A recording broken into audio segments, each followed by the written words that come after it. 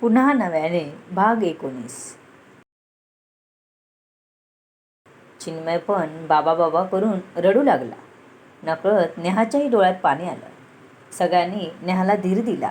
तिने शिवच्या तोंडावर थोपटलं, त्याच्या छातीवर थोडं चोळलं, परत पाणी मारलं तोंडावर. तेव्हा कुठे शिव थोडा थोडा हलला. नेहाला खूप बरं वाटलं. शिव, काय वाटतंय तुम्हाला? तिने त्याला मोठ्याने विचारलं. त्याला पटकन बोलता येत नव्हतं, पण त्याही अवस्थेत त्याला नेहाची काळजी वाटली. ती हायपर झालेली दिसली. त्याने हात वर करून हाताच्या अंगठाने तो ओके असल्याचं सांगितलं आणि 5 मिनिटं थांब अशी हातानेच खून केली. तिला मात्र धीर नव्हता. ती त्याला थोडं जरी बरं वाटलं नाही तरी घाबरायची. आता तर तो बेशुद्ध पडला होता. तिने त्याचा हात हातात घेतला. थंड वाटत होता. तिने लगेच त्याच्या हातात बोटं घालून घट्ट पकडले होते मोठ.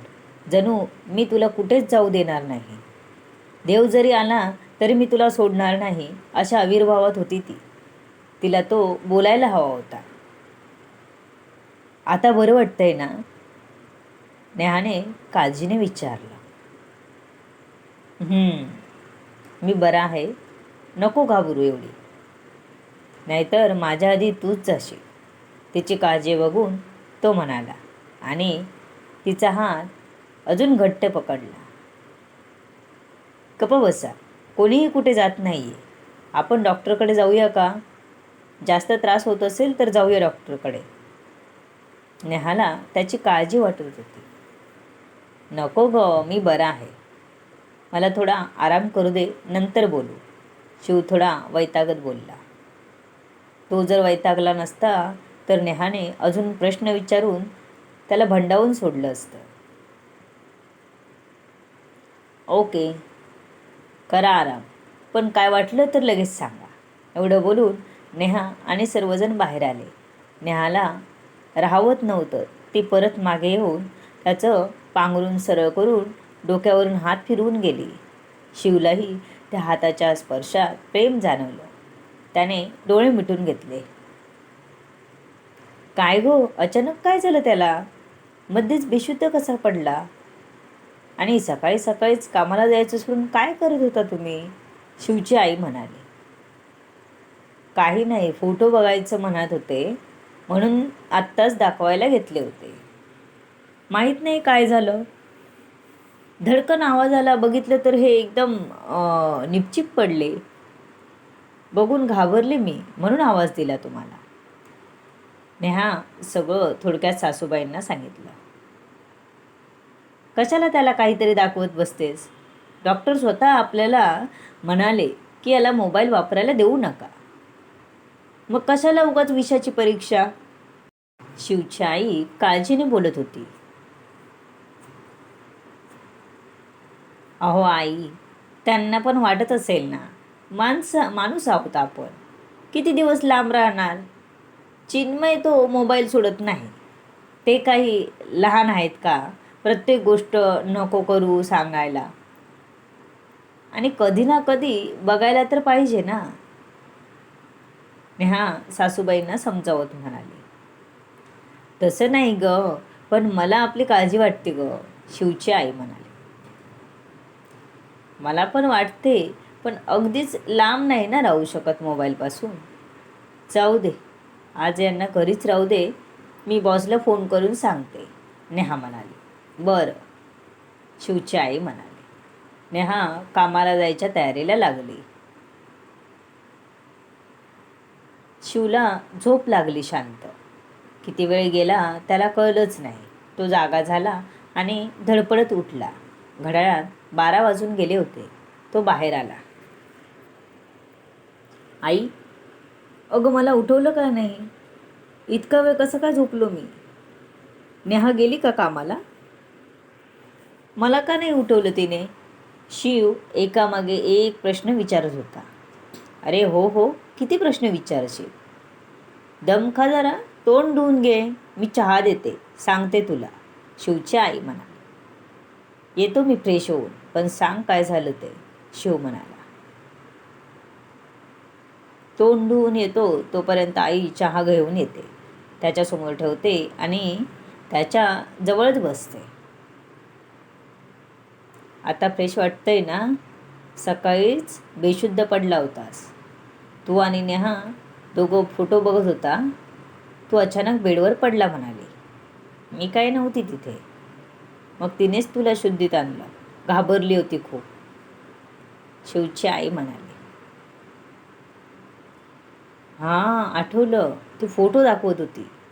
मी इथेच बसलो होतो.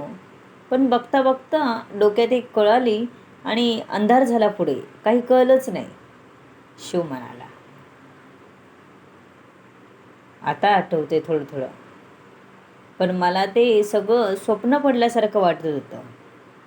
तू सांगितलंस तेव्हा लक्षात येते आता, शिव म्हणाला. बरं, तू आराम कर. आज जाऊ नकोस कामाला. नेहा पण तेच म्हणाले, कामाला पाठवू नको असं, शिवची आई शिवला म्हणाली. अगं आई, असाच घरी बसून राहिलो तर अजून आजारी होईल. बघतो जाऊन कामावर. नाही बरं वाटलं तर येईन परत, शिव बोलून तयारीला लागला. आई किचनमध्ये गेली. आई, मला जेवायला वाढ गं. जेवूनच जातो कामावर, शिवने आईला सांगितलं. आईला माहीत होतं की एकदा शिवने ठरवलं तर तो काही ऐकणार नव्हता. आईने किती विनवण्या केल्या असत्या तरी व्यर्थ झाल्या असत्या. तिने जेवण वाढून दिलं. शिव जेवला आणि कामाला निघून गेला. शिवला कामावर बघून बॉसला आश्चर्य वाटलं, कारण नेहाने कामावर जाताना शिवला बरं नसल्याचं बॉसला फोन करून सांगितलं होतं.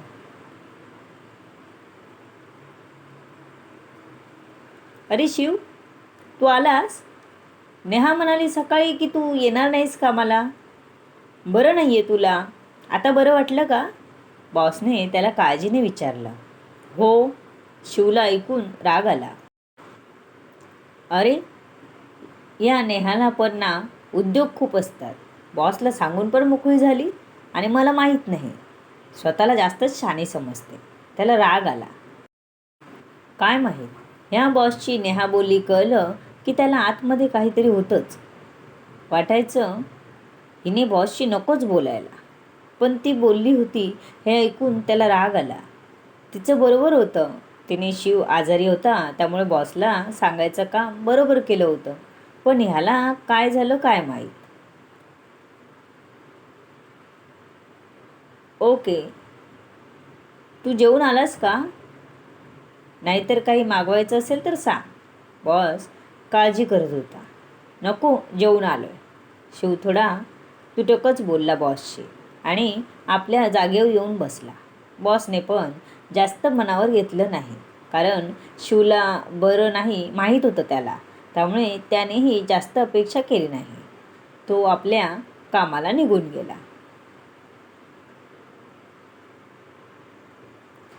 शिव जागेवर बसल्यापासून कामाचे पेपर चाळत होता, पण मनात सारखा एकच विचार येत होता. ही नेहाना मला न विचारता सगळं करते. मला काहीच महत्त्व नाही तिच्या लेखी. असं काही नव्हतं खरं तर, पण शिवच्या मनात हे वेगवेगळे विचार येत होते. कामात लक्ष नव्हतं. तो नुसतं पेपर इकडचे तिकडे करताना बघून शेजारीत बसलेला मुलगा त्याला म्हणाला. शिव, काही झालंय का? तुझं कामात लक्ष नाही आहे. तू पेपर नुसते हलवतो आहेस. नाही नाही, काही नाही झालंय. थोडा विचारात होतो म्हणून, शिवने काहीतरी बोलून वेळ मारून नेली आणि तो कामात लक्ष देण्याचा प्रयत्न करू लागला.